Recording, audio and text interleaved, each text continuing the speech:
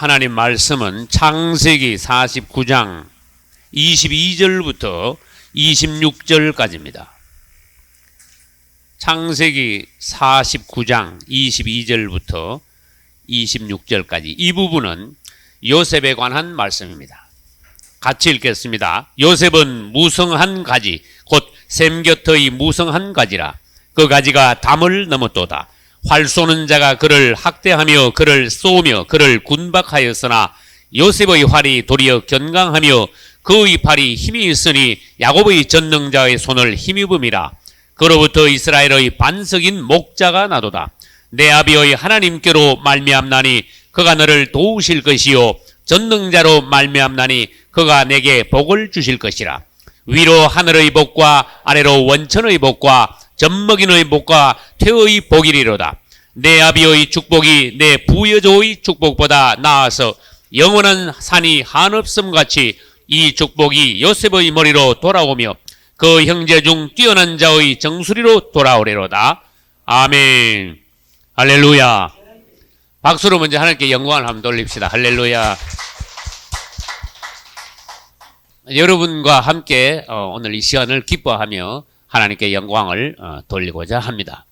저는 3년 전부터 대전 신학 강의를 시작하면서 2006년 3월 첫 주부터 요한계시록을 시작하여 2007년 5월 마지막 주에 계시록 강의를 마쳤고, 그 다음에 2007년 6월 첫 주부터 창세기 강의를 시작하여 오늘 2009년 2월 이렇게 창세기 강의를 마치게 되었음을 주님께 영광을 돌리고 여러분과 함께 기뻐하고 또 내 개인으로는 하나님께 참으로 감사하고 이렇게 제 목회 중에 보람이라 할까 오랫동안 남을 수 있는 좋은 창세기 강의를 마치게 되었음을 또 깊이 주님께 감사드립니다. 할렐루야.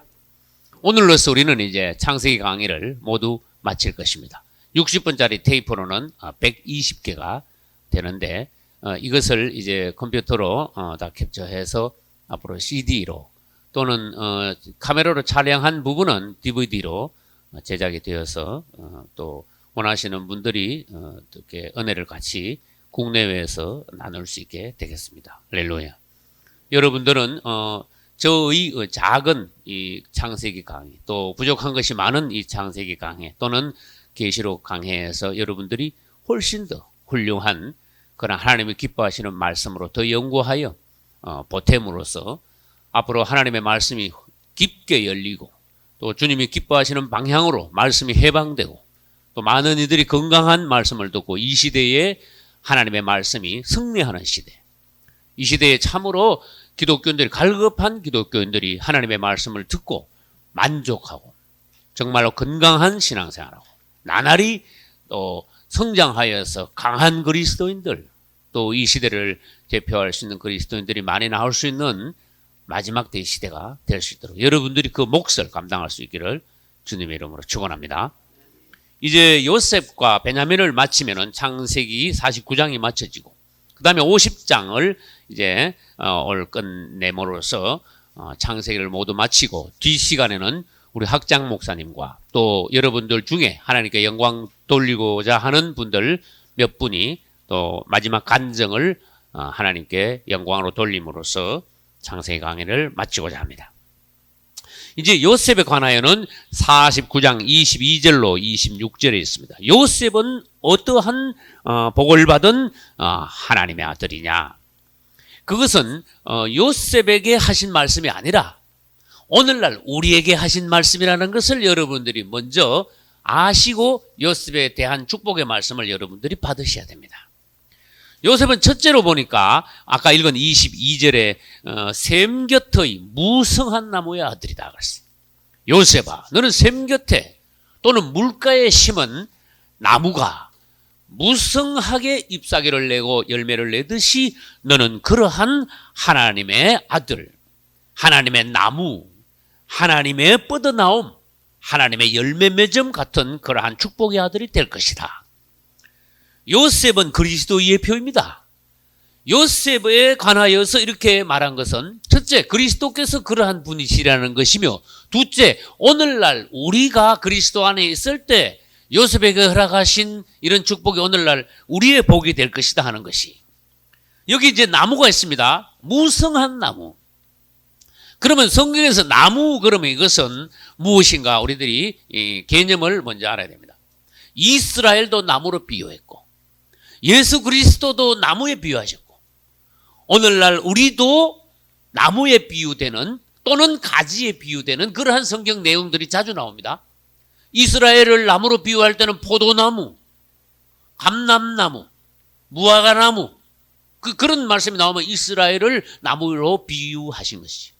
예를 들어서 주님이 무화과나무를 저주하심으로 무화과나무가 말랐다. 이것은 이스라엘 국가에 대한 주님의 어떠하심이에요. 그것이 또한 가지가 연화해지고 잎사귀가 나왔다. 그것도 또한 이스라엘의 역사에 대한 하나님의 어떠하심이에요. 그 다음에 예수님 그분 자신도 나무라 했습니다. 그분은 성막을 만들 때 십dim나무에 표현됐어요. 십dim나무. 나무 중에서 가장 형편없다. 그러면 그분은 뭡니까? 사람으로 오시되 초라한 분으로 오셨다. 그분의 외모는 형편없다. 또한 마치 그분의 외모는 뭐와 같으냐? 해달의 가죽과 같다. 그런 뜻이. 그 다음에 요한복음에 와서 그분은 나무는 나무되 포도나무에 비유했습니다. 여러분, 포도나무를 집을 짓는데 포도나무로 쓰는 사람이 있습니까? 없지요. 근데 그분은 포도나무에 비유됐어요. 포도나무는 특징이 뭐냐? 집 짓는 제목으로는 합당하지 않아요. 근데 포도나무의 특징은 뭔가 하면은 세상에서 열매가 제일 탐스러운 게 포도나무야. 요 포도 가지가 하나 있는데 요 열린 걸 한번 봐요, 여러분. 그 하나에 얼마나 많이 달려 있습니까? 그다음 포도나무는 이 가지가 막 계속 뻗어나가는 게 이게 특징이야. 계속 뻗어나가. 이게 뭔지 여러분 아셔야 돼. 그분을 포도나무로 비유한 것은 그분의 생명은 한없이 뻗어나가시는 생명이시다. 이 나무 자체를 본다면 백향목이 좋아. 그러나 생명의 뻗어나감으로 말하면 포도나무를 이걸 앞세워야 돼. 포도나무가 생명의 뻗어나감의 특징이에요. 여러분, 우리가 나무 자체는 뭐 포도나무가 여러분 한번 가지 한번 잘라봐. 이게 뭐 별거 아니야. 형편없어. 나무로 치면은. 제목으로 치면 형편없어요. 그러나 이 뻗어나무로 나감으로 말하면 우리는 포도나무를 닮아야 돼. 보기는, 외모는 사람들이 평가하기는 우리가 특징이 없는 사람, 보잘것없는 사람 같이 보이지만 우리를 통하여 그분이 한없이 뻗어나가시는 역사가 일어나는 종들이 돼야 돼. 할렐루야. 그래서 나무, 예수님이.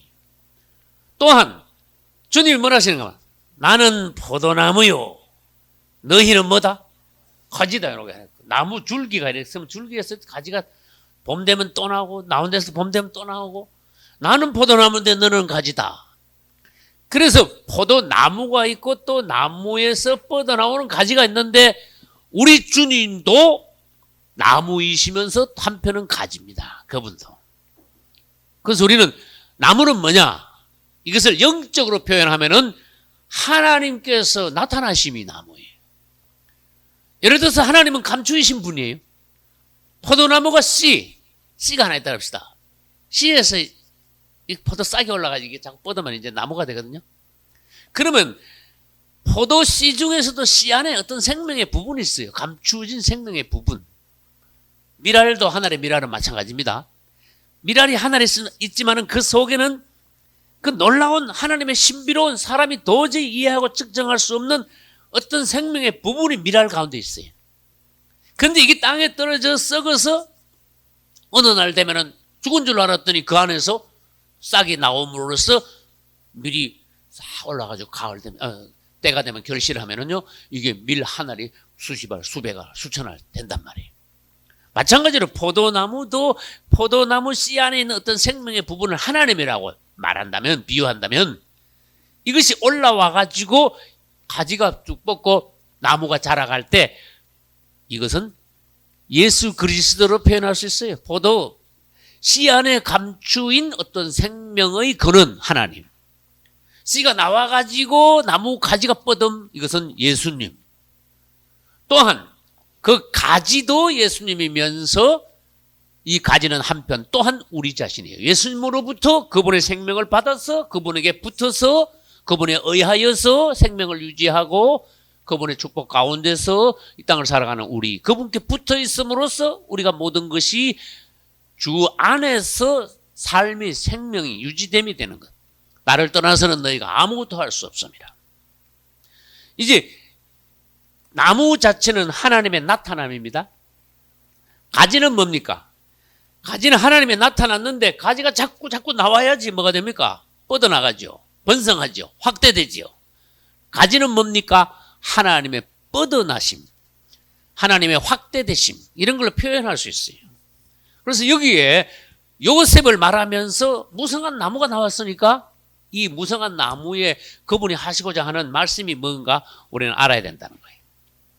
근데 22절 그 다음에 보면은 뭐라 했는가 하면 그 가지가 어디를 넘었도다? 담을 넘었다 그랬어요.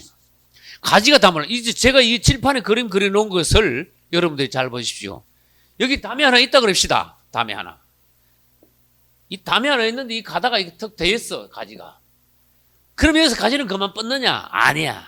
하나님이 하신 말씀 뭐예요? 아무리 높은 담도 이 포도나무 가지는 넘어서 계속 뻗어나갈 것이다. 이것은 요셉에 대한 축복이에요. 요셉아, 너는 네 앞에 아무리 높은 담이 있어도 너는 그 담을 뛰어넘어 너는 뻗어나갈 하나님의 축복의 아들이다. 예수님 그분이 그러시다. 그분의 복음이 그렇다. 오늘날 이 시대의 교회가 그렇다. 오늘날 우리 자신이 그러한 하나님의 자녀다. 할렐루야. 하나님께서는 우리를 축복하시면 그 축복은 반드시 이루어집니다. 우리가 하나님께 가까이 가봅시다. 그분은 우리를 기뻐하심으로써 그분에게서 나오는 것이 뭡니까? 축복이 나옵니다. 그분은 사랑하는 자녀들에게 자꾸 복을 주고 싶어 하십니다. 할렐루야. 그래서 그분에게 가까이 가고 그분을 우리들이 증거해 함으로써 그분의 사랑을 받을 때 그분은 우리에게 자꾸 복을 주심으로써 그분을 가까이 한 종들은 그분으로부터 무슨 말씀을 많이 들었어요? 축복의 말씀을 많이 듣는 거예요. 자주 듣는 거예요. 내가 너에게 복을 주노라. 내가 너를 책임지리라.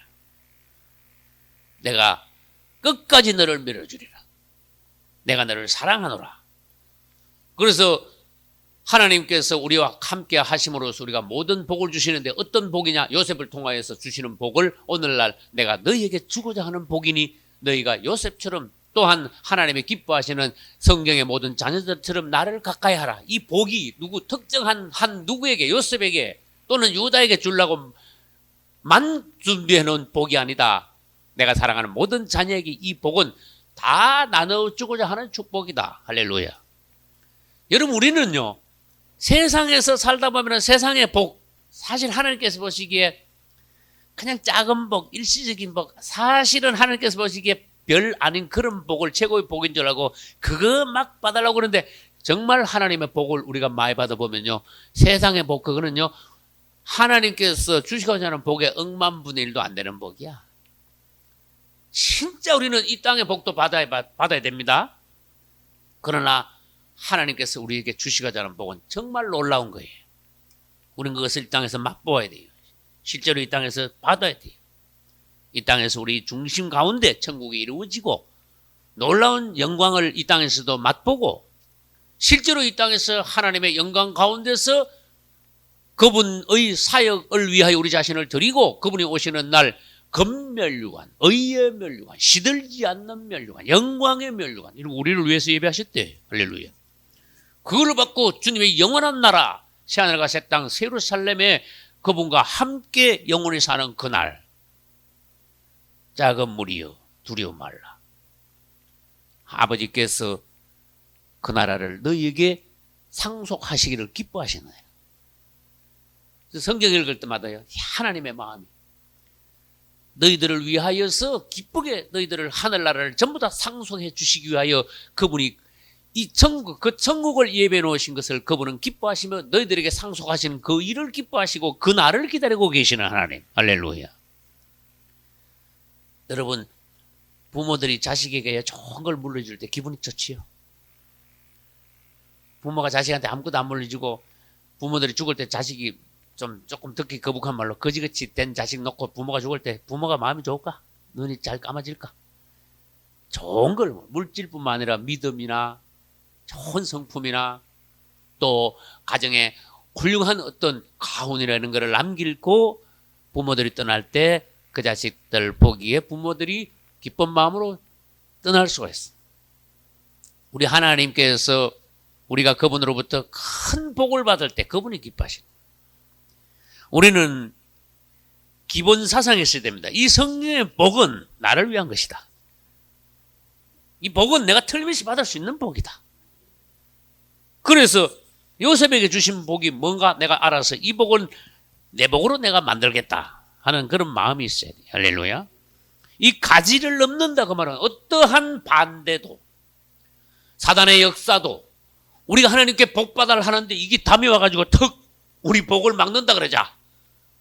그러나 이 담은 너희들을 막지 못할 것이다. 하나님께서 주시는 축복을 막지 못한다. 그 다음에 다른 방향으로 말해볼까요? 그분의 뻗어나감을 사단의 어떤 역사도 거역할 수 없다. 막을 수 없다. 담칠 수 없다. 그런 뜻이. 그래서 저는 이것을 이 부분을 연구하다가 요한계시록 6장 생각나더라. 6장 2절 보면은 흰 말과 그 탄자가 활을 가지고 나가서 이기고 또 이기려고 하더라. 아, 이것과 난 연결된다고 봐요. 이게 관조라고 봐요. 이 담이 아무리 막아도 이 무성한 가지가 막 담을 넘어서 뻗어나가는 것과 그 다음에 계시록 6장 2절에 흰 말과 그 탄자가 활을 가지고 나가서 이기고 또 이래 하는 거. 근데 계시록 6장 제가 해설할 때 뭐라 했는가 하면 이 흰 말과 그 탄자는 그분의 복음입니다. 그랬어요. 그분의 복음이 예루살렘에서 시작하여 오늘날까지 약 2000년 동안에 전 세계를 뻗어나가면서 흰색이니까 나는 복음으로 봤어요. 이것이 이기고 계속 이기려고 계속 나가고 있다. 흰 말은 계속 달리면서 땅 끝까지 나가 복음을 확산시키고 그분의 말씀대로 이 복음이 땅 끝까지 다 증거되는 그날 마지막이 올 것이다. 그분이 말씀하셨어요. 그러면 이 복음은 땅 끝까지 흰 말과 그 탄자가 막 계속 뻗어나가듯이 이 복음은 계속 끝까지 뻗어 나가줘야 돼요. 그러나 사단은 가만히 있었습니까? 2000년 동안 복음을 저지해왔어요. 그러나 복음은 마귀가 잠치듯이 복음을 저지할 때 복음은 그러면 스톱했습니까? 아닙니다. 지금까지 온 세계에 복음은 퍼져나감으로써 이제는 온 땅에 복음이 퍼지고 주님이 오실 날이 가까운 이때입니다. 그분의 축복을 막을 길이 없다. 그런 뜻이. 다시 말합니다. 여러분들이 그분 안에서 어떤 사역을 맡았다 합시다. 그분이 기뻐하시는 바대로 여러분들이 어떤 일을 해나간다 합시다. 교회에서도 사회에서도 하나님의 일을 맡아서 해나간다 합시다. 그러면 이것이 하나님의 일이냐 아니냐를 여러분들이 판정을 빨리 하셔야 돼요. 하나님의 일. 여러분들이 지금 속해 있는 그 일, 맡고 있는 그 일, 행하고 있는 그 일이 하나님의 일이면 이건 중단이 될 수가 없어요. 그러나 여러분이 하고 있는 일이 하나님 보시기에 틀렸다면 그 일은 빨리 간두는 게 좋고 언젠가는 중단될 것이고 그것은 열매가 없게 될 것입니다. 그 시간이 지나면은 우리는 그것에 대해서 더 밝게 알게 될 것이. 그러나 확신이 뭐냐? 이것이 주님, 내가 주님께서 맡겨주신 이 일이 하나님의 일이며 하나님이 기뻐하시는 일이며 주님께서 시작하신 일이라면은 원수들이 이것을 담치고 저지하고 막지 못하게 하소서. 계속하여 주의 일은 뻗어나게 하소서. 확장되게 하소서. 할렐루야. 여러분 이 담대함이 있어야 돼. 이것은 하나님의 일이니 절대로 원수들이 이것을 막을 수 없다. 계속 뻗어나갈 것이다. 하나님의 영광은 계속 나타날 것이다. 하나님의 일에 대한 확신이 있을 때 여러분들은 그 일을요 담대하게 추진해 나갈 수 있는 원동력을 얻게 돼. 그래서 뭐가 필요합니까? 주님으로부터 나온 일이라는 것을 확신이 있을 때까지 여러분들이 기도하고 확신이 있는 일을 여러분들이 맡아서 무엇이든 해 나가야 된다는 거예요. 할렐루야. 그 다음에 23절 보면은 활 쏘는 자가 그를 학대했다. 활 쏘는 자가 학대했다. 그 말은 무슨 일을 하든지 꼭 괴롭힘 당하는 일이 있어요. 여러분, 모세도 괴롭힘 당했습니다. 그 쫓겨나가지고 미디안 광야에서 40년 동안. 다윗도 괴롭힘을 당했습니다. 딴 사람도 아닌 장인 어른이 다윗을 죽인다고 계속 쫓아다녔습니다. 하나님의 기뻐하시는 종들이 많은 고난을 겪지 않은 종들이 없습니다. 다 고통을 겪었습니다. 연단을 받았습니다. 시험과 환난을 통과했습니다. 그것은 뭐에 비유한가 하면 활 쏘는 자가 그를 학대했다 이렇게 표현을 했어요. 그러나 요셉도 억울하게 형제들에게 당해서 애굽에 팔렸고 억울하게 또 누명을 쓰고 감옥에 들어갔고 그랬죠. 이것은 다른 표현으로 한다면 활 쏘는 자가 그를 학대했다 그렇게 봐요. 그러나 요셉은 망했습니까? 그렇지 않습니다. 그 학대받음, 고난받음 그 가운데서도 하나님은 요셉을 만지심으로 요셉이 점점 익어가는 사람, 더 강한 사람이 되어가게 만드셨어요. 할렐루야. 여러분, 그래서 시간이 지나면 여러분이나 나나 그걸 생각할 겁니다. 주님이 그때 우리에게 고난 주신 그 일이 다 선한 역사이십니다. 할렐루야. 나에게 다 유익입니다. 할렐루야. 그때 아팠던 것도 나에게 유익이요. 그때는 참 마음 아팠던 일이지만은 잠도 못 자고 밥도 못 먹고 참 고통당하는 그 많은 시간들, 그러나 시간이 지나니 하나님 앞에서 다 유익한 일입니다. 주님이 그 일을 통하여 나를 더 성숙해 하시고 더 강하게 하셨고, 할렐루야. 마침내 오늘날 주님의 역사는 승리하셨습니다 하고, 요셉이 어떻게 한다고요? 활 쏘는 자가 그를 학대하고 막 군박했단 말은 막 죽을 지경으로 공고하게 막 도망치게 만드는 거. 군박, 아주 괴롭힌, 극심히 괴롭히는 거 군박이야. 요셉의 활이 도리어 견강하며 그의 팔이 힘이 있으니 그랬어요. 오히려 우리는 고난당할 때마다 더 강해져 나갈 것이다. 여러분, 하나님 앞에서 여러분 생활에 어떤 생활에 오더라도 하나님이 여러분들을 반드시 더 강하게 하신다는 어떤 확신 가운데 사시기를 예수의 이름으로 축원합니다. 이제 그럼으로써 더 강해지면서 신명기 33장으로 한번 넘어가 보겠습니다. 신명기 33장에서 17절 보겠습니다. 그는 첫 숫송아지 같이 위엄이 있으니, 그래서 강해진 결과 이렇게 17절, 신명기 33장 17절 같은 결과가 왔어요. 요셉이 아무리 핍박을 받았지만은 결국 그는 첫 수송아지 같이 위엄이 있으니 그 뿔이 들소의 뿔 같도다. 이것으로 열방을 받아 땅끝까지 이르리니 곧 에브라임의 만만이요 므낫세의 천천이로다.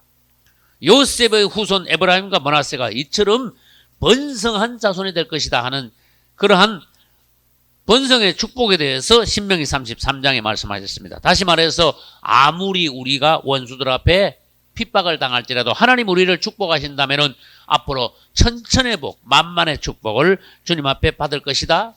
요셉은 수송아지 뿔같이 원수들을 오히려 떠밀어서 땅끝까지 밀어붙였다. 그럼 여러분 그걸 복음으로 한번 생각해봐요. 복음이 예루살렘에서 시작될 때 사단은 대번 저지하기 시작했어요. 대번에 종들을 가두기 시작했고, 당장에 예수에 대해서 말 못하도록 그때부터 사도행전 아주 2장의 오순절 이후부터요, 당장에 사단은 시작했습니다. 복음 확산을 저지하기 시작했어요. 그러나 어떻게 됐습니까? 이 복음은요, 들소의 뿔 같은 힘을 가지고 막 반대하는 자들을 밀어붙이기 시작했습니다. 끝까지 어디다 밀어붙였습니까? 땅끝까지 밀어붙였습니다. 그래서 결국은 땅끝까지 복음이 전파된다 그런 뜻이. 이제 우리는 하나님 앞에서 이제 모든 반대를 만날 때 오히려 주님께서 우리에게 강한 힘을 주실 것이라는 확신 가운데 하나님의 일을 해야 됩니다. 할렐루야. 이제 요셉이 받은 10가지 복에 대해서 25절 이하에서 보겠습니다. 우리 창세기 49장으로 다시 넘어갑니다. 25절 제가 읽겠습니다. 내 앞이의 하나님께로 말미암았나니 그가 너를 도우실 것이요 전능자로 말미암나니 그가 내게 복을 주실 것이라 이랬어요. 근데 요셉이 받은 복이 하나님이 복을 주실 것이다. 그런데 10가지 복이 성경에 기록되어 있습니다. 창세기 49장, 신명기 33장 합쳐서 요셉이 받은 복은 10가지입니다. 그러면 요셉이 받은 복은 다시 말합니다. 오늘날 우리가 받을 복입니다. 할렐루야. 오늘날 하나님께서 우리에게 어떤 복을 주시기를 원하느냐? 성경을 보면 어떤 복을 받기를 원하는가 나와 있어요. 말하자면은 신명기 28장이 축복장입니다. 또 뒤에 저주하는 부분도 있습니다. 축복과 저주의 장입니다. 그런데 그게 보면은 모든 복이라 그랬어. 아무튼 거기 보면 심지어 들어가도 복 받고 나가도 복 받고 떡방죽 끓여도 복 받고 자식들도 복 받고 이걸 해도 복 받고 저걸 해도 복 받고. 근데 구약의 성경이 주로 땅에 있는 물질적인 세상적인 복에 대해서 많이 말하는 것 같지만은 요셉에게 말씀하시는 축복은요, 신약적인 의미도 많이 포함됐어요. 영적인 축복도 여기에 많이 포함되어 있어요. 그래서 요셉이 받은 복은 오늘날 우리가 받는 복인데, 그것을 다른 말로 하면 오늘날 우리 그리스도인들이 그리스도 안에 있는 모든 하늘과 땅에 있는 우주적인 또 공간적인 복을 받게 된다는 것을 요셉을 통하여 말씀하셨어요. 할렐루야. 골로새 2장 2, 3절에는 하나님의 비밀인 그리스도 그 안에 지혜와 지식의 모든 보화가 감추어져 있느니라. 할렐루야. 예수 그리스도 안에는 지혜와 지식의 모든 보화가 그 안에 감추어져 있다. 그리스도 안에는 모든 풍성함이 숨겨져 있다. 그 안에 여러분, 우리는 딴 데서 복을 찾으면 안 됩니다. 그리스도 안에 모든 복이 감춰져 있다. 모든 풍성이 그 가운데 있다. 할렐루야. 그러면 이제 지금부터 10가지 복을 보겠습니다. 우리가 받을 복입니다. 첫째, 25절에 보니까 하늘의 복 일어났어요. 어디에? 위로 하늘의 복. 25절 후반부에 있죠. 하늘의 복이란 말은 영적인 복이다, 이런 뜻이. 그래서 다른 말로 하면 하늘의 복은 신령한 복이고 땅의 복은 기름진 복이라고 성경은 대표적으로 말합니다. 다시 말합니다. 하늘의 신령한 복, 땅의 무슨 복? 기름진 복. 이 복은 이렇게 말할 수 있어요. 그래가지고 하늘의 신령한 복과 땅의 기름진 복을 우리는 또 나누어 가지고 요셉이 받는 복을 또 분류를 해보니까 10가지가 되더라. 근데 하늘의 복은 신령한 복인데 그것은 영적인 복이라고 말합니다. 왜? 하늘은 영적인 세계니까. 땅은 물질적인 세계입니다. 그러니까 기름진 복이라고 표현을 했어요. 에베소 1장 3절 보면은 아버지께서 그리스도 안에서 하늘에 속한 모든 신령한 복으로 우리에게 복 주시되 이랬어요. 할렐루야. 그분은 그리스도 안에 있는 하늘의 모든 신령한 복으로 우리에게 복 주시기를 기뻐하시고 우리에게 주시려고 그거를 예배해 놓으셨다, 그런 뜻이. 당연히 우리가 그 복을 받아야 된다, 그런 뜻이. 여러분, 우리가 살면서 세상에 너무 여러분 쪼들리지 마십시오.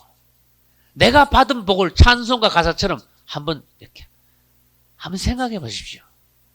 내가 받은 복이 얼마나 놀라운 복인가. 우리가 그냥 생각하면요, 아이고 요즘 먹고 살기도 힘들어 이래버리면요 모든 게 다 땡입니다. 끝났습니다. 하나님 우리를 아무리 축복하셔도 아유 요즘 먹기 살기도 그 복 이러면 복이고 뭐가 없습니다. 고달픈 인생만 남습니다. 그러나 다시 한번 생각해 보세요. 너희가 먹을 것과 입을 것이 있으면 족한 줄로 알아. 그리고 너희들에게는 기뻐할 이유가 있다. 항상 기뻐하라. 할렐루야. 제가요 이렇게 살면서 힘들 때 있죠. 가장 위로를 받는 하나님의 말씀이 항상 기뻐하라. 너무 단순한데도 나에게 당장 힘을 주시는 말씀. 당장 나를 새롭게 하는, 내 영을 당장 밝게 만들어주시는 그 말씀. 항상 기뻐하라. 정아, 너는 항상 기뻐할 이유가 있다. 네가 죽을 쟁인데 내가 너보고 왜 기뻐하라 그러겠냐. 그러나 너는 반드시 계속 기뻐할, 항상 기뻐할 이유가 있단다. 너는 내 아들이다. 너는 내 종이다. 너는 어쨌든 넌 천국 가게 돼 있다. 할렐루야. 그래 뭐 잠깐 땅에서 어떻다고 그거 뭐 다 한 것 같이 뭐 그것을 아웅다웅하지 말고 네가 사랑하는 그분을 바라보며 그곳을 바라보며 항상 기뻐해라. 다시 말합니다. 우리는 기뻐할 이유가 있습니다. 우리는 하나님의 자녀니까 기뻐할 이유가 있습니다. 세상에 소망 없는 사람들이 그냥 기뻐한단 말은, 말하자면 기뻐한다면은, 그건 희덕거리는 거야. 예? 그냥 망할 날 앞에 놔두고 잠깐 희덕거리는 거야. 그 젊어서 노세야, 그거는. 형편없는 거야. 그건 하나님 보시기에는 그건 기뻐하는 게 아니야. 우리는 기뻐할 이유가 있다. 할렐루야. 이제 하늘의 신령한 복을 우리는 받았습니다. 그러니 뭡니까? 기뻐할 수밖에. 두 번째 25절 보니까 원천의 복과 젖먹이는 복과 태의 복, 이건 전부 다 이제 앞으로 쭉 내려갑니다. 신명기 33장으로 또 내려가면은 신명기 33장으로 한번 바꿔봅시다. 신명기 33장에 13절 13절에 보면 요셉에 대하여는 일렀으되 원컨대 그 땅이 여호와의 복을 받아 하늘의 보물인 이슬과 이러놨어요. 요 이슬에다 밑줄 쳐보세요. 하늘의 보물들로 복을 받고 두 번째 이슬의 복을 받아. 이슬로 복을 받는 거예요. 여러분 이슬의 복이 뭔지 아시는 분? 어떤 성경에서요 이슬의 복이 뭔가 주님은 가르쳐주고 계세요. 단비도 은혜입니다. 맞죠? 단비. 그래서 찬송가 가사 들었어요. 은혜의 단비. 그 다음에 눈도 하늘에서 내려온 거니까 이것도 복입니다. 자, 그러면 하늘에서 비도 오고 눈도 내립니다. 그러면 제가 전에 말씀드리겠습니다. 하늘은 땅을 위하여 있습니다. 그랬어요. 그건 맞아요. 땅은 사람을 위하여 존재합니다. 사람은 하나님을 위하여 있습니다. 할렐루야. 이제 하늘에서 뭔가 온다는 것은 비도 내리고 눈도 내리고 땅을 위하면서 땅이 존재해야 사람이 살 수가 있으니까 이거는 결국 우리를 위한 하나님의 종합적인 축복의 역사인데 그 중에 있으리 뭐냐? 비하고 눈하고는 다르다. 비, 눈은 한꺼번에 많이 올 수도 있고 가끔 가다 올 수 있지만 자, 그러면 이스라엘 지방에서 이슬은 어떻게 내리는지 아십니까? 새벽마다 내리는 게 있습니다.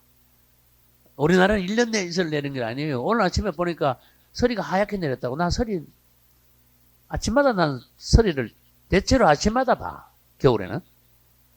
그러나 서리가 맨날 내립니까? 이슬이 매일 내리면 그건 아니잖아. 근데 이스라엘 지방은 안 그래. 매일 아침에 서리가 내려. 광야에서 이스라엘 40년 동안 아침에 일어나면 뭐가 있었다? 광야에서? 만나가 계속 내렸죠. 그 만나 내리는 게 이슬 내리는 거하고 같은 시간에 내리는 건데 이슬 내릴 것이 그것을 하나님은 뭘로 바꾸시느냐? 광야 40년 동안은 만나로 바꾸셔가지고 거기 내려오게 하신 거야. 그러니까 만나가 계속 내려왔듯이 이슬이 그런 용도로 그런 축복으로 하나님으로부터 사람에게 내려오는 것이다. 이슬은요 아침마다 내려와 매일매일 우리에게 축복하시는, 매일 우리를 적시시는, 매일 우리를 먹이시는, 날마다 우리와 함께 하시는, 항상 끊임없이 우리를 도우시는 그런 하나님의 표현이 뭐냐? 이슬의 축복이. 그래서 예레미야 애가에서는요 이것이 아침마다 새로우니 그랬어요. 아주 특별한 용어예요. 예레미야 애가에서 이것이 아침마다 새로우니 주의 성실이 크도소이다. 아침마다 우리를 새롭게 하시는 이슬이 내리는 것 같은 하나님의 은혜가 만나처럼 우리에게 내려주시는 하나님의 은혜가 우리에게 놀라운 축복입니다. 그런 뜻이야. 여러분 우리는 날마다 이슬과 같은 은혜를 받고 있다는 걸 알아야 됩니다. 셋째, 그 다음에 셋째 신명기 33장 13절에 다시 봅시다. 13절에 보면은 하늘의 보물인 이슬과요 아까 했고 땅 아래 저장한 물과 요 말씀이 있어요. 땅 아래 저장한 물. 그러면 땅 아래 저장한 물의 복이 있다 그랬습니다. 그러면 창세기 49장으로 다시 넘어가 봅시다.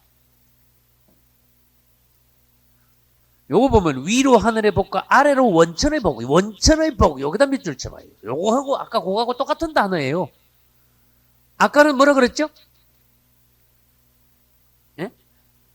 땅 아래 저장한 물, 그걸 외우셔야 돼요. 땅 아래 저장한 물. 여기서는 뭐라 그랬어요? 창세기 49장에서는? 원천의 복, 일어났어요. 그거 같은 말이다 하는 걸 여러분이 아셔야 돼요. 성경에서 이쪽 저쪽에 같은 말이 나오면은 이걸 연결하는 것을 뭐라 한다 그랬죠? 그걸 관주라 그랬어, 관주. 그걸 관주를 잘 깰 수 있으면 여러분들이 성경을 더 풍성하게 입체적으로 깨닫고 연구할 수가 있습니다. 그럼 이건 다시 말해서 뭡니까? 아까는 하늘의 복, 그 다음에 이슬은 뭐니까 땅 위에 내리는 복. 이번에는 하나님 무슨 말씀하세요? 땅 속에 있는 복까지 말씀하셨어요. 땅 속에 무슨 복이냐? 원천의 복이다. 땅 아래에 있는 물이다. 그러면 다시 말해봅시다. 땅 아래에는 사실은 우리가 알지 못하는 물이 생각보다 많이 고여 있다는 걸 아셔야 돼. 옛날에는요, 하늘만 쳐다보고 비 안 내리면 농사 못 지었지만 지금은 농부들이요, 비 안 와도 끄떡도 안 합니다. 왜 그럴까? 땅에다가 막 관정을 파가지고 막 퍼올리는 거야. 아무리 퍼올리도 땅 속에는요, 물줄기만 잘 찾으면은 1년 내 퍼올리도 물이 마르지 않을 정도로 그 지방마다 다 물이 있어요. 심지어 아프리카 사막 밑에도 물이 어마어마하게 많다는 걸 아셔야 돼. 그래서 이게 뭐냐? 너희들이 보이는 것만 다 복이 아니야. 너희들 밑에 하나님이 엄청난 복을 숨겨놨어. 이런 뜻이에요. 다시 말해서 주님 앞에 우리가 또 나갈 때 나에게 오는 자는 영원히 목마르지 아니하리라. 그런 축복과 마찬가지예요. 우리가 보이는 복, 하늘의 복, 땅의 복도 받지만은 보이지 않는 복, 아무리 퍼 올려도 메마르지 않는 그러한 축복. 할렐루야. 이런 복도 우리들이 얼마든지 받을 수 있다.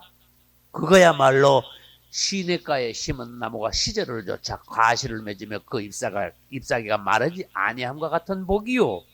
요한복음 4장 14절에서 내가 주는 물을 먹는 자는 영원히 목마르지 아니하리니 나의 주는 물은 그 속에서 영생하도록 솟아나는 샘물이 되리라 하는 축복이.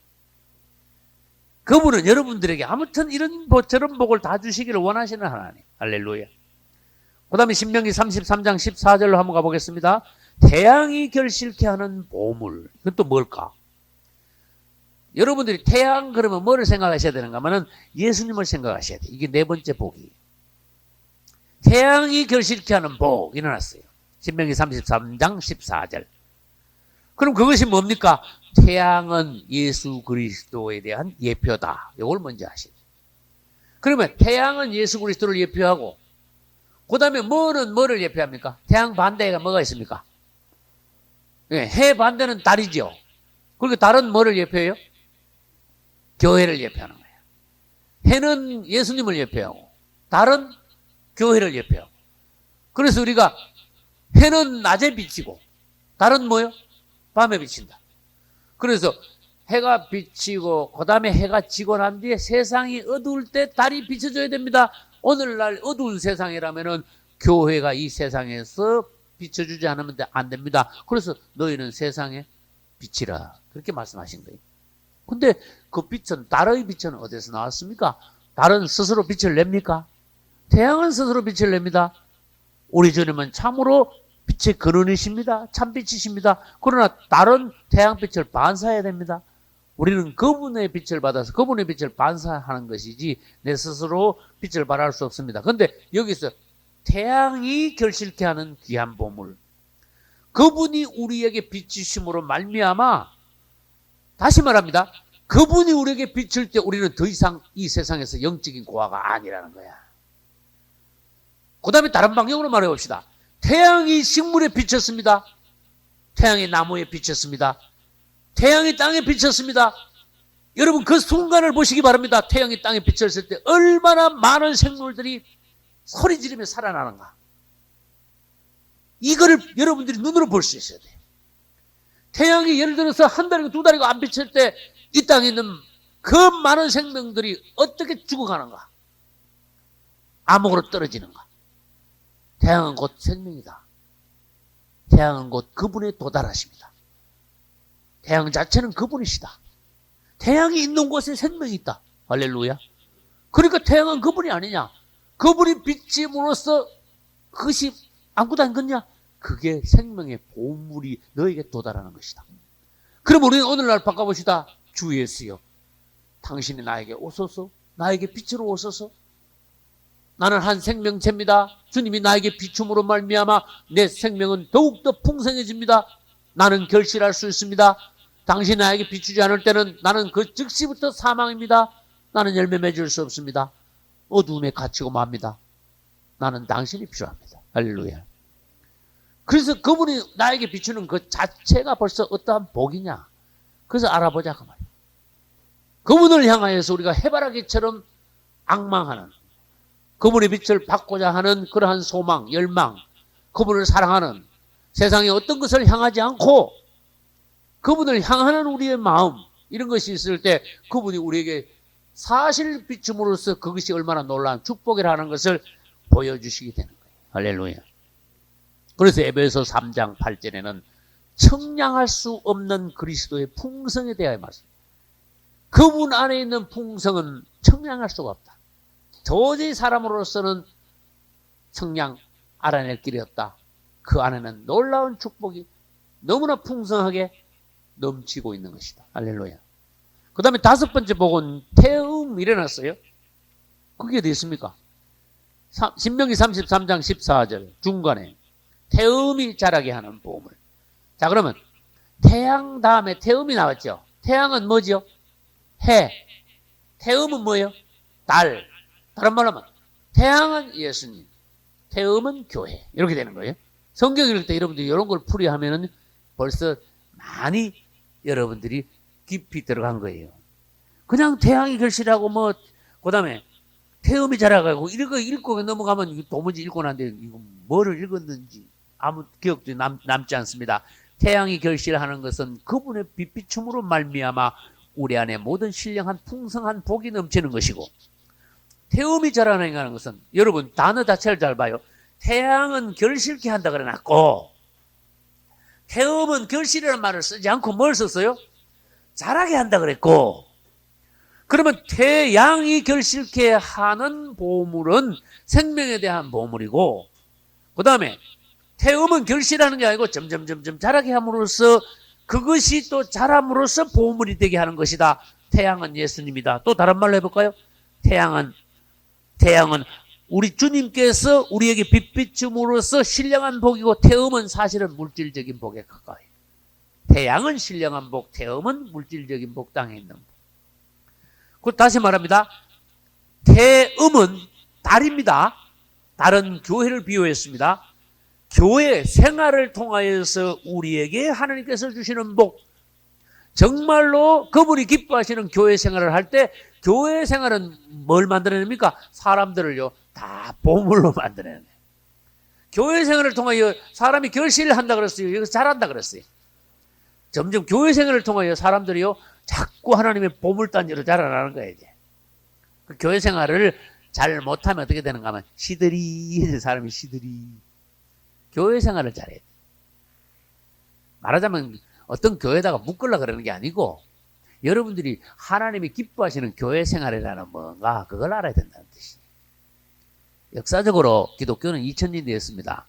그러나 초대교회가 교회다웠지 그 뒤에는 교회가 하락하기 시작했습니다. 중세는 아직 교회가 말살이 돼버렸습니다. 그 다음에 16세기에 마르틴 루터가 교회를 개혁했습니다. 그러나 그 개혁교회는 하나님께서 보시기에 불합격 교회입니다. 살아났다 하지만 죽은 자다 그랬습니다. 그리고 오늘날 교회도 하나님께서 보시기에 어떻습니까? 라오디게 교회입니다. 이거는 뜨겁지도 않고 차갑지도 않고 라오디게 교회. 자기가 왕이 되고 자기 잘난 체하고 나는 부자다 그러고 주님께서 보시기에 어떠합니까? 틀렸다 그런 뜻이에요. 그런데 역사적으로 봐서 정말로 교회 생활을 잘한 시대들이 조금씩 있었다. 17, 18세기에 유럽에서요 초대교회를 회복한 시대도 있었다. 그게 교회 생활이라는 거야. 여러분 교회 생활 자체를 회복할 수 있어야 돼. 그것을 먼저 봐야 돼. 교회 생활이 뭔가 어디서 사도행전에서 먼저 봐야 돼. 그래서 우리는 초대교회를 회복하고자 하는 그러한 열망을 가진 종들이 이 땅에 나와줘야 됩니다. 그런 종들을 통해서 무슨 일이 일어납니까? 정말 보물들이 막 자라나는 거예요. 그 안에서 좋은 환경에서 자라난 보물들, 성도들, 하나님의 종들이 이 시대를 대표하여 하나님의 역사가 이 땅에서 일어날 수 있게 하는 거예요. 할렐루야. 다시 말합니다. 태양은 예수 그리스도로서 우리가 생명의 결실이 있게 하고, 태음은 교회로서 성도들을 보물같이 자라게 합니다. 그래서 오늘날 주님으로부터는 생명의 빛을 받아 결실, 생명의 열매를 맺고, 교회 생활을 통하여서는 우리가 하나님 보시기에 보물과 같이 자라나는 성도가 됨으로써 이 시대의 요셉같이 복받은 자가 돼야 돼. 할렐루야. 그 다음에 이제 신명기 33장 15절로 넘어갑니다. 옛산의 상품물과 좋은 물건이라 그 뜻이에요. 옛산의 좀 영원한 작은 산의 보물과 일어났어요. 이것은 이제 옛산의 상품물 여섯 번째 축복이. 그 다음에 영원한 작은 산의 보물 일곱 번째.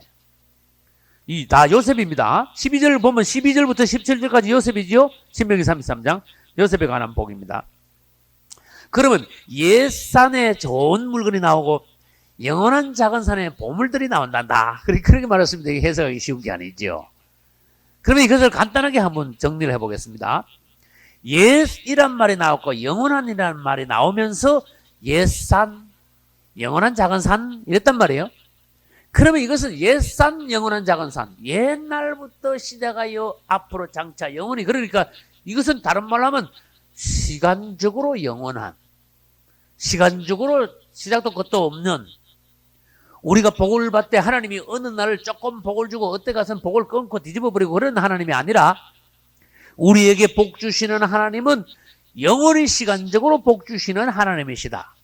시간을 초월하고.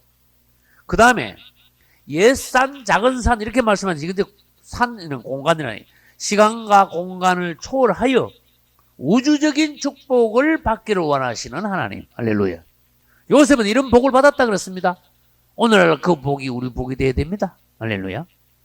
그래서 한번 생각해 봅시다. 하나님은 우리가 하나님의 기뻐하시는 자녀일 때 어디 가든지 무엇을 하든지 항상 복 받기를 원하시는 거예요. 그래서 예수 안 믿는 사람들은요, 똑같은 일을 해도 힘들어 말하자면. 자식을 키워도요, 죽을 지경으로 자식 키우고, 사업을 해도 죽지 못해서 막 죽을 지경으로 사업을 하고, 이거를 해도 힘들고 저걸 해도 고통스럽고 재밌는 게 하나도 없고, 말하자면 좀 솔직히 말해봅시다. 예수 안 믿고 그분을 모르는 하나님의 자녀가 하는 사람들은 저주 아래에 있다는 걸 아셔야 돼요. 이 상황을 보셔야 돼요. 상황. 그러나 하나님의 자녀들은 힘이 드는 것 같지만은, 세상에서 고난당하는 것 같지만 그게 아니야. 원칙이 있어요. 아주 하나님이 비전, 소망, 그 깊은 곳에 있는 기쁨, 소망, 평안, 사랑, 이런 걸 맛보게 하셔. 예를 들어서 고생한다고 합시다. 그러나 그 안에는 하나님이 남모르는 평화를 주시고 보람을 주시고 기쁨을 주시고, 그러므로 우리 그리스도인들은 세상 사람들 보기에 별거 아닌 것 같지만은 놀라운 것을 감추어 보이지 않는 축복을 받고 있는 사람들이, 우리 그리스도인들 뭘 하든지 다 복이야 말하자면. 하나님이 우리를 축복하시기로 작정하셨으니까 다 복이야. 할렐루야. 그걸 하시는 나는 다 복이다. 자식을 키웠냐? 그거 다 복이다. 그런 줄 알아라 그 말이에요. 네? 우리가 하나님 일하냐? 이야, 너 진짜 복 받았다. 또 그리스도인들이 결혼했냐? 이야, 그 하나님이 얼마나 축복하신 복이냐? 그걸 알아라. 할렐루야. 다 복이다. 다 복이라니까. 근데 안 믿으면 뭐라 그랬어요? 결혼하는 것도 고생이고, 사업도 죽을 지경이고, 자식을 키워도 딱 고통이고, 그 다 키워놔도 애먹고, 그런 거야. 하루하루 사는 게 지옥이야. 그래서 사실입니다. 뭐 어쩔 수 없어. 안 믿는 사람들은 저주 아래 있다니까. 그 다음, 나는 정말로 연구하면서 하나 본 게 있어요. 뚜렷하게 본 게, 세상이 지금 심판을요 기다리고 있는 중이야. 세상은 심판 아래에 있어. 때가 되면 주님이요 이 땅을 혹독하게 심판하시기 위하여 시간을 지금 재고 있는 거야. 다시 말합니다. 세상은 심판 아래에 있다니까. 엄중한 사실을 여러분들이 깨달아야 돼. 그러나 우리는 세상에서 나왔어요. 세상에 목적을 두거나 세상을 뿌리를 받거나 그런 성도가 아니라 우리는 어디 있습니까? 천국이 우리 소망이죠. 우리 본향이 됩니까? 그분의 나라가 우리 본향이란 말이에요. 그래 우리는 심판을 기다리고 있는 성도가 아니라 우리는 주님이 오셔서 그분의 나라로 우리를 데리고 갈 것을 기다리고 있는 준비된 그분의 신부들이에요. 할렐루야. 그 다음에 여덟 번째 33장 16절 신명기입니다. 땅의 보물과 거기 충만한 것과 이것이 여덟 번째 복이. 땅의 보물 거기 충만한 것 이거 전부 다 우리 복이야. 그런 뜻이. 성경은 그런 뜻이. 어떤 사람이 막 고생해가지고 막 실컷 재물을 모아나게 하신데 여러분 그 말씀 들었어요? 잠언전도서는요 재물에 대해서 말씀을 많이 나서요. 하나님이 어떤 자의 노고를 통하여 재물을 실컷 모아게 해놓고 그것을 드디어 그분이 기뻐하시는 자에게 주시느니라. 그래놨어. 야, 그거 참 신기하죠. 실컷 모아놓고는요 하나님이요 다 모아가지고 그거를요 모으기는요 죽으라고 모으기는 누가 모으느냐? 세상 사람들이 모으게나. 결국은 그거 모아가지고 몽뚱그래가지고 누굴 주냐? 하나님 기뻐하는 자에게 딱 갖다 준다 그랬어. 할렐루야. 야, 여러분 이렇게 가면서요 여러분이 이게 웬 복이냐? 이야, 하나님이 나를 위해서 이런 복을 예배해 놓으시구나.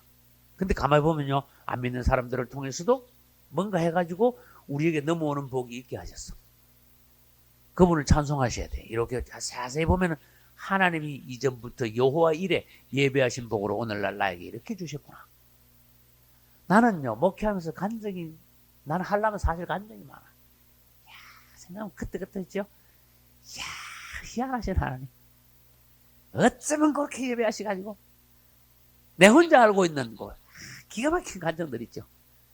요거만 너무 기가 막히니까 내 혼자 생각하면요 주님 정말요 놀랐습니다. 내 혼자 앉아 그럽니다. 어떨 때 혼자면 주님을 경배합니다. 찬양합니다. 감격합니다. 너무나 놀랍습니다. 하나님은 진짜 나의 하나님입니다. 찬양을 돌립니다. 영광을 돌립니다. 어쩌면 이렇게 기가 막힌 하나님, 예배하신 하나님.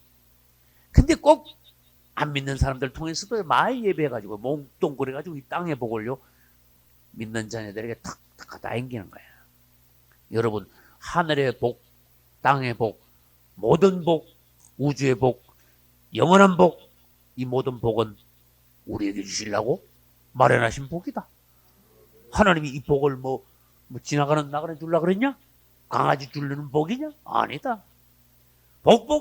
하나님이 성경에 말씀하신 모든 복, 우주적인 복, 영원한 복 우리 거 아니냐? 상식적으로 생각해 우리 거 아니냐 그 말이야. 이거 안 받으면 누가 받아 이거? 그죠? 안 믿는 사람이 이 복을 받아야 됩니까? 강아지가 이 복을 받아야 됩니까? 이방인들이 이 복을 받아야 됩니까? 요셉에게 주신 복 10가지를 연구하면서 이 하나님 복을 막 왕창 받아놓고 우리에게 꼭 주시려고 이 복을 준비해 놓으셨구나. 이야, 이 복을 다 받아야 되겠다. 영원히 받아야 되겠다. 우리가 복을 받음으로 하나님이 기뻐하시는구나. 할렐루야. 맞지요? 우리가 복 받았을 때 하나님 기뻐하시는 거야. 쪼글쪼글 해가지고 막 그거 좋아하시는 거 아닌 거야. 단련을 받을 때는 단련을 받지만 단련을 받는 중에서도 육체적으로 고난받을 때 영적인 복을 받는 게 있어. 외적으로 어려운 것 같아도 내적으로 평안이 있어. 한편으로는 고생 같지만 한편으로는 주님께서 우리를 또 강하게 하셔. 이 사람에게 우리가 미움받는 것 같지만 앞으로 하나님께서 우리들을 많은 사람들 앞에 높이실 날도 오게 하시오. 할렐루야. 다시 말합니다.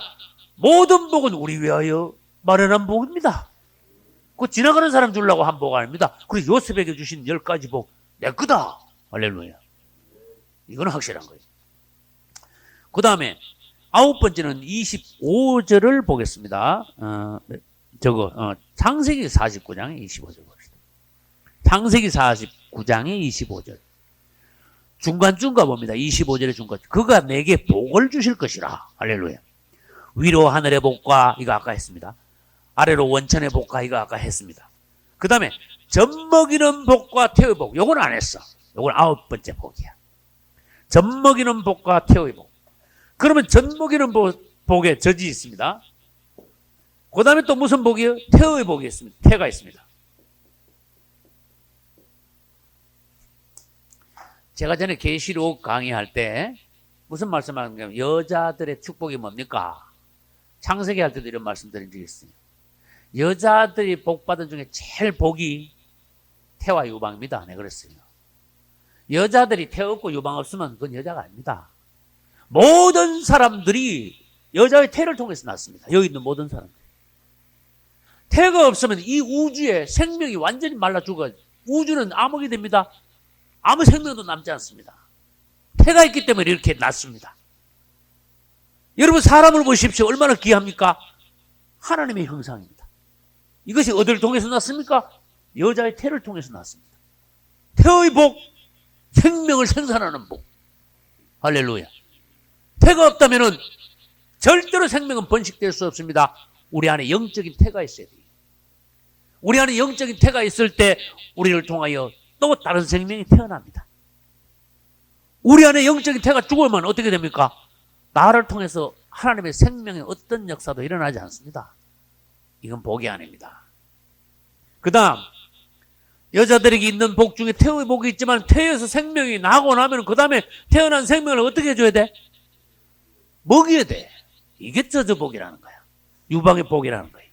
그래서 태와 젖은 하나님께서 생명을 낳게 하고 기르게 하는 놀라운 축복이다. 여러분들에게 이 두 가지 복이 있어야 돼. 여러분들을 통해서 뭔가 태어나야 되고 여러분들을 통해서 뭔가 자라줘야 되고. 할렐루야. 여러분 어떤 교회에 가면요 사람이 막 구원받고 막 일어나줘야 돼. 어떤 교회 가면요 막 그 사람 신앙이 막 자라가지고 웬걸 처음 들어올 때는 초신자 같이 아무것도 모르고 있다가 그 교회 와가지고 막 생명이 왕성해가지고 막 신앙이 커가지고 나중에 하나님이 큰일 꼴 됐어. 이거 뭐야? 태의 복과 젖의 복이야. 그리고 그 잘못되면 어떻게 됩니까? 완전히 뭐 3년 가도 5년 가도 애기야. 그게 복 못 받은 거예요. 마찬가지로 교회만 그런 게 아니고 여러분 자녀가 이런 복이 돼요. 자녀들이 생명 안에서 강건하게 태어나고 그 다음에 건강한 말씀으로 신앙 안에서 무럭무럭 자라나고 사무엘이 자라듯이 하나님의 종들로 자라남으로 하나님의 나라가 세워지고 그분의 왕국이 확대되고 그것이 어디서 나옵니까? 태의 복과 젖의 복에서 나온다. 그런 뜻이에요. 우리는 영적인 태를 가져야 합니다. 우리 자신에게 영적인 젖이 있어야 됩니다. 할렐루야. 어떤 사람에게도 우리에게 오면은 신령한 젖을 먹을 수 있어야 되고 건강한 양식을 먹을 수 있어야 됩니다. 요셉은 정말로 그런 복이 있었습니다. 요셉에게 1000명, 10,000명, 100,000명, 100,000명이 요셉에게 가봐. 얼마든지 오라 그래. 얼마든지 먹여. 할렐루야. 이게 요셉의 복이라는 거예요. 요셉은요 어떤 사람도 그에게 오면은요 그냥 안 돌려보내. 누구든지 배고픈 자는 요셉에게 오면은요 다 배불러서 가. 누구든지 요셉에게 와서 손 내밀 때 요셉은 반드시 그에게 양식을 줬어요. 그래서 다함이 없는 요셉의 곡식 창고. 나는 성경 연구하면서 참 좋은 단어다. 다함이 없는 요셉의 곡식 창고는 절대로 바닥나지 않는다. 그럼 그건 뭐냐? 요셉은 누구의 예표다? 그리스도의 예표다. 그분의 양식은 절대로 바닥나지 않는다. 그러니까 그건 뭐예요? 젖의 복이야. 그래서 우리는 요셉의 축복과 같이 우리 안에도 뭔가 풍성한 게 있어야 남을 어떻게 먹일 수 있다는 거예요. 여러분들이 풍성한 뭔가 가지고 계셔야 돼요. 여러분들에게 누구든지 오면은 영적인 양식으로 공급받고 자랄 수 있는 그러한 여러분 자신이 되시기를 예수 이름으로 축원합니다. 그 다음에 이제 10번째 복을 봅시다. 10번째 복은 가시나무 뜰기 가운데 거하시던 자의 은혜다. 그게 어디에 있는가 한번 찾아봐요. 신명기로 한번 가볼까요? 있죠. 16장 33장. 우리 신명기 그러면 이제 33장입니다. 신명기 33장에 16절 땅의 보물 아까 했죠. 거기 충만한 것과 그 다음에 가시 뜰기 나무 가운데 거하시던 자의 은혜. 이것이 이제 마지막 10번째예요. 이것이 뭡니까? 가시나무 뜰기 가운데 거하시던. 이 가시나무 어디 많이 듣던 소리인데 가시나무 뜰기 가운데 이게 무슨 일이 옛날에 있었습니까? 그렇죠. 모세하고 지금 연결. 그런데 신명기 33장을 누가 썼는지 아시는 분? 모세가 썼죠. 그렇게 여기서 아하, 모세가 자기가 옛날에 호렙산에서 하나님 만났을 때 가시나무 뜰기에서 하나님 만난 걸 여기 인용해가지고 가시나무 뜰기 가운데 어떻게 하든 거하시던 자 하나님의 은혜로 그렇게 가시나무 뜰기에서 하나님의 임재를 만났습니다. 그분을 보고 모세는 사명을 받았습니다. 그 다음에 호렙산에서 가시나무 뜰기 불 속에서 계시던 그분 앞에서 그분과 대면하고 대함으로써 모세까지도 하나님의 빛을 받았습니다. 하나님의 사람이 되었습니다. 이걸 다른 말로 해볼까요? 하나님의 임재 가운데 하나님의 임재를 체험한 하나님과 만난 하나님과 직접 교통한 그런 축복. 이거는 성막으로 말하면 지성소의 복이에요. 할렐루야. 가시나무가 그 당시에 가시나무 뜰기 있던 장소가 여러분 지성소라고 생각 안 합니까? 나는 그거 지성소라고 생각해. 마리아가 베다니 마리아가 언니는 막 밖에서 바쁜데 마리아는 어떻게 했어요? 예수님 발 앞에 가서 탁 쳐다봤죠. 그 아무리 유명한 영화배우들도요. 그 마리아 표정 못 만들어내. 그 놀라운 표정이야. 마리아가 예수님 발 앞에 앉아서 그분을 쳐다보던 표정은 그건 아무나 못 짓는 거야. 그것이 틀림없이 지성소야. 마리아가 주님 앞에 있었습니다. 고개가 지성소야. 모세가 호렙산에서 주님 만났습니다. 고개 지성소야. 사도 요한이 밤모섬에서 예수님 만났죠. 주일날. 고개가 지성소야. 그 다음에 여기가 졌사오니 누가? 베드로하고 야고보가 요한이 변화산 올라가지고 와 갑자기 주님이요. 주님이 사실은 평소에는 자기 자신을 감추었다. 여러분 그걸 아셔야 돼요. 산 꼭대기 올라가고 자기 자신을 한번 싹 한번 보이신 거야. 그게 본래 모습입니까? 아닙니까? 한번 생각해봐요. 본래 그분은 그런 분이셨어. 영광 중에 계시던 분인데 자기 자신을 육체로 감추고 계셨어.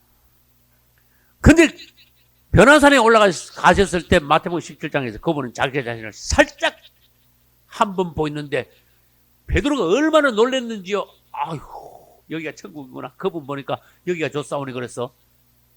그분의 영광을 본 그 자리가 우리는 지성소라는 걸 알아야 돼요. 내가 왜 이런 설명을 자꾸 합니까? 길게 합니까? 여러분들이 정말로 은혜를 받으면은 열 번째 복이 뭡니까? 하나님의 지성소에 있는 하나님의 임재 가운데 있는 모세가 호렙산에서 하나님을 만난 그러한 체험이 오늘 여러분의 체험이 될 수 있다는 거예요. 그분의 체험. 여러분 그분을 사모해봐요. 여러분 그분을 자꾸 기다리고 그분을 가까이 해봐요. 여러분도 그분의 임재 가운데 들어갈 수가 있습니다.